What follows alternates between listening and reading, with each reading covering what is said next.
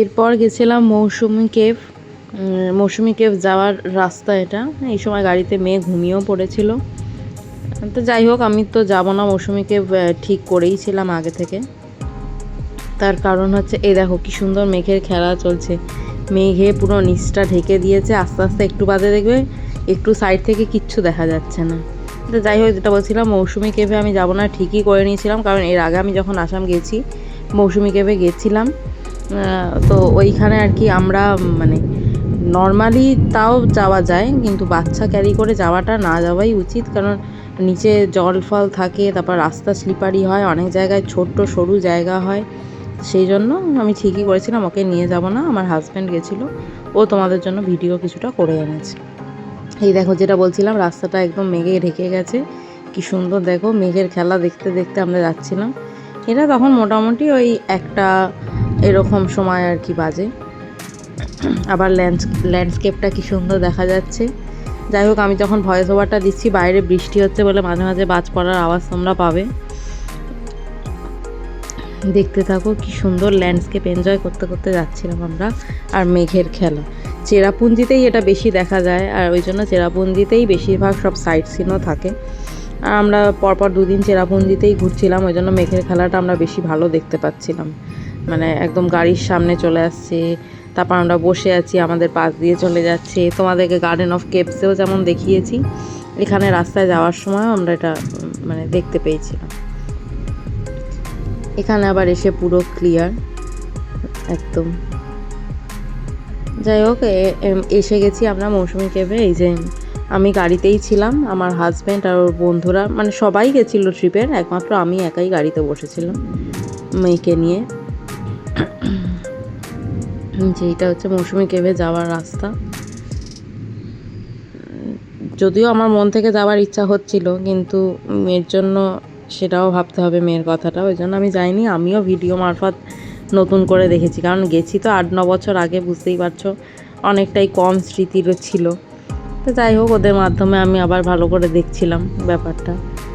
আমারও ভালো লেগেছে, মানে তোমাদের যে আমি ভিডিও দেখাচ্ছি তোমাদের সাথে সাথে আমিও এটা নতুনই দেখেছি আর কি। এই যে ভেতরে ভেতরে সবসময় ওপর থেকে টিপ টিপ টিপ টিপ করে কোথাও না কোথাও দিয়ে জল পড়ছে, আর নিচেও জল ছিল কোনো জায়গায় খানা খন্দ ভর্তি আর কি। আর অন্ধকার বেশি, মানে ছোট ছোট আলো দেয়া আছে, কিন্তু অন্ধকার রাস্তাটাই বেশি ছিল।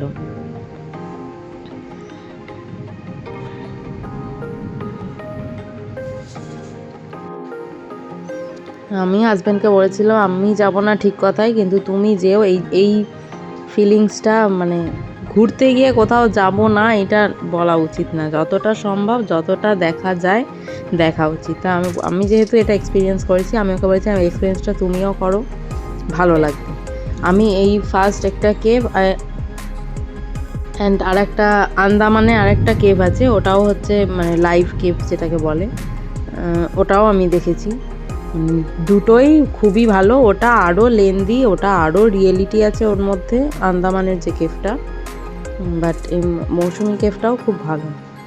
আমার হাজব্যান্ড গেছিলো। এই যে সবাই দেখো কি কষ্ট করে যাচ্ছে, সেখানে বাচ্চা ক্যারি করা উচিত ছিল না বলেই আমি ওকে নিয়ে যেতে দিইনি বা যাইনি।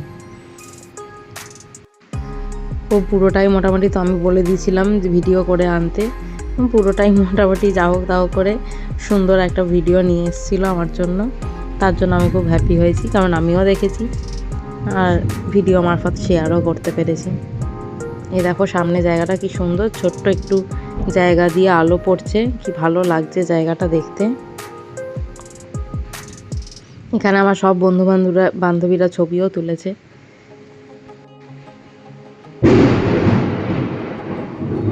প্রচণ্ডই বাইরে বাজ পড়ছে, আমি যে ভয়েস ওভার দেবো মানে রীতিমতো আমিও কেঁপে কেঁপে উঠছি, বাইরে ভীষণ পরিমাণে বাজ পড়ছে আজকে। একদম পুজো এগিয়ে আসছে, আর পুজোর সময় এত বৃষ্টি, এটা ভেবে খারাপই লাগছে। সারা পুজোটা কি চলবে। যাই হোক, পূজার সময় তোমাদের জন্য ভালো ভালো এক্সাইটমেন্ট ভিডিও আনার চেষ্টা করব। দারুণ দারুণ ভালো ভালো ভিডিও আছে, তোমরা দেখো। এই যে এটা হচ্ছে মৌসুমী কেভ থেকে বেরিয়ে যাওয়ার রাস্তাটা, মানে এন্ট্রেন্স করেছে একদিক দিয়ে, আর এটা দিয়ে বেরিয়ে যাওয়ার রাস্তা।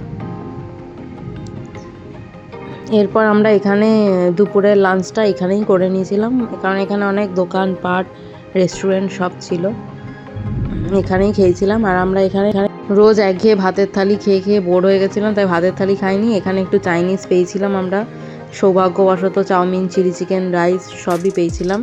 আর মানে সেই স্পাইসি ব্যাপার তো ওদের মধ্যে নেই, ঘরোয়াই মোটামুটি খাবার দাবার, বাট ভালো হয়েছিল। বিশেষ করে এই চাউমিনটা রাইসটার চেয়েও চাউমিনটা বেশি ভালো ছিল। এই যে এগ রাইস, এই যে এগ চাউমিন আর চিলি চিকেন আমরা নিয়েছিলাম, ভালোই লেগেছিল। এরপর আমরা গেছিলাম হচ্ছে সেভেন সিস্টার ফলস দেখতে। ভিউটা তো অসাধারণ। ওই যে ওই পারে হচ্ছে বাংলাদেশ দেখা যাচ্ছে, আরও সামনাসামনি আমাদেরকে নিয়ে যাবে বলেছিল। যাই হোক, এই সেভেন সিস্টার ওয়াটারফলসটা দেখতে গেছিলাম। এটা এর আগে আমি যখন গেছিলাম শীতের সময় একটুও দেখতে পাইনি, পুরো শুকনো ছিল। এটা যেহেতু বর্ষাকাল, তার জন্য আমরা এই ফলসটা পুরোটাই দেখতে পেয়েছিলাম। সেভেন সিস্টার ওয়াটারফলসটা আমরা ভালোভাবেই দেখতে পেয়েছিলাম। যাই হোক, তোমরাও এনজয় করো। সেভেন সিস্টারের মধ্যে ওয়ান সিস্টার আমাদেরকে একদম সামনে থেকে নিয়ে গিয়ে দেখিয়েছিল। এই দেখো, যাওয়ার সময়, রাস্তা দিয়ে যাওয়ার সময় এই যে সাইডে এটা বাংলাদেশ পড়ছে, এটা মানে একদম ভালো করে দেখা যাচ্ছিলো। এই পাহাড়গুলো যে শেষ হচ্ছে, এই যে নদী বয়ে যাচ্ছে, এগুলো সব হচ্ছে বাংলাদেশের আন্ডারে। এই যে মানে কি ভালো লাগছিল। আর বাংলাদেশে আমার এক বোনও থাকে, মনে হচ্ছিল যে মানে এত কাছাকাছি এসে গেছি, মনে হচ্ছে যেন ওরই মানে একদম আশেপাশেই আমরা আছি এরকম। এরপরই আমাদের সেভেন সিস্টারের মধ্যে ওয়ান সিস্টার যেটা, তার একদম সামনে নিয়ে গেছিলো রাস্তাটায়। এই যে দেখো, মানে ওই রাস্তাটা দিয়ে যাওয়ার সময় কতগুলো ঝর্ণা ওই জন্য আমরা দেখতে পেয়েছি। ওই সেভেন সিস্টার যেটা ওপর থেকেই দেখেছি, ওই ঝর্ণাগুলোরই আর কি সব জলগুলো এখান দিয়েই দেখা যাচ্ছে। কিন্তু কি ভালো লাগছিল। পাহাড় মানেই ঝর্ণা, আর পাহাড় মানেই সবুজ সৌন্দর্য। এই যে যেটা নিয়ে গেছিলো আমাদের সেভেন সিস্টারের মধ্যে ওয়ান সিস্টার বললাম, সেটা হচ্ছে এইটা। এটার নামটা খুবই খটোমটো ছিল, সেই জন্য তোমাদের আমি নামটা বলতে পারবো না। মানে আমি উচ্চারণ করতে গিয়ে বারবার ভাবছিলাম কী নাম নামটা, যার কারণে আমি বলতে পারবো না। কিন্তু ওয়াটারফলসটা তোমরা এনজয় করতে পারো। এখানে ওয়াটারফলসের সামনেও যাওয়া যায়, অনেকে দেখছিলাম চানও করছিল, এনজয়ও করছিল, গিয়ে ছবি টবি তুলছিল। আমরা আর যাইনি, যেহেতু আমাদের হাতে সময়টাও কম ছিল, কারণ আমরা সকালের দিকে একটু নিচের দিক দেরিতেই বেরোচ্ছিলাম। তাছাড়া প্রথম কথা আমার তো বাচ্চা আছে, তার খাবার করা এ করা ও করা, তার জন্য দেরি হচ্ছিল। আর রোজ এত হেক্টিক জার্নি হচ্ছিল, সবার সকালে উঠতে একটু কষ্ট হচ্ছিল।